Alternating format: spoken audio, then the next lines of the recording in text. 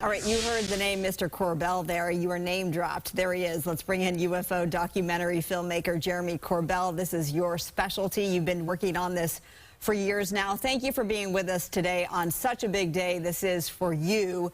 And can we say the UFO community?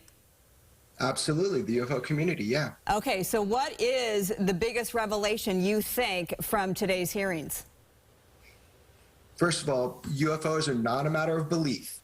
That's a data-poor perspective, and this is a data-rich environment. So if you look at it this way, every day human knowledge expands, and that's what we're seeing today. Today was this landmark moment. It was a moment a lot of people were asking for, and representative government came forward and offered this. It's the first time in 50 years that we've had open congressional hearings on the subject of UFOs. And not only that, today, there was a pressure that was put on our intelligence agencies and our Department of Defense to fess up about what they know. And what they know is that UFOs are real, that they're physical objects, that they are advanced craft, that they outpace, outmaneuver, and outperform any of our war technology. So they showed new footage today, actually. They showed new footage. So that is a symbol or a sign of UFO transparency. We're living in a different world.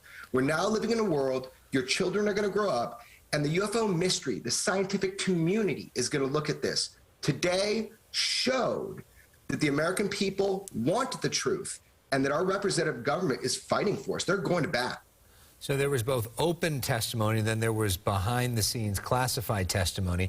Let's put up on the screen this. Today's testimony revealed some 400 unexplained incidents, 11 of them serious enough to be categorized as near misses, where military aircraft just barely bruised past UFOs without colliding. The Pentagon has not ruled out the possibility that these incidents could be connected to extraterrestrial life. That's quite something.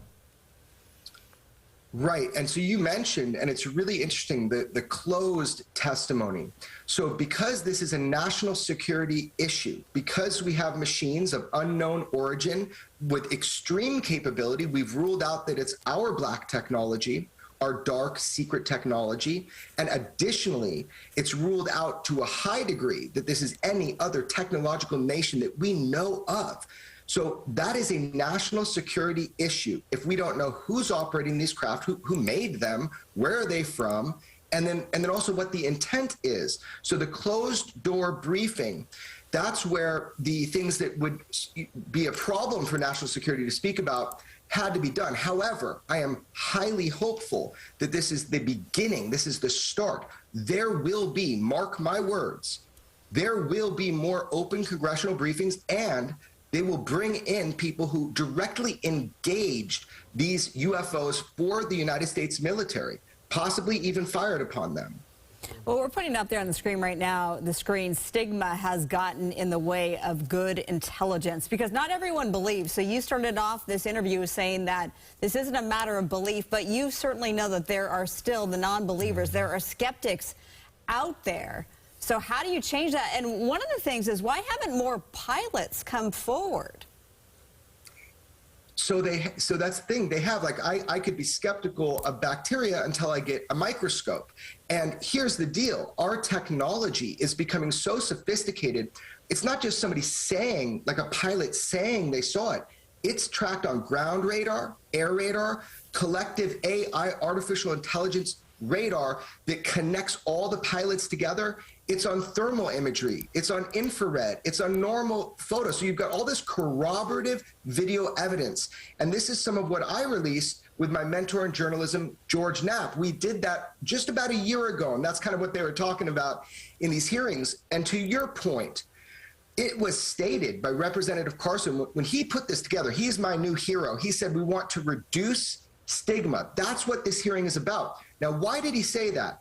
It's because I should be obsolete. People like me, where military individuals come to me and have to leak me footage because they can't push it up through the chain of command and get it to where it needs to go. And additionally, the people where it needs to go, they also want it.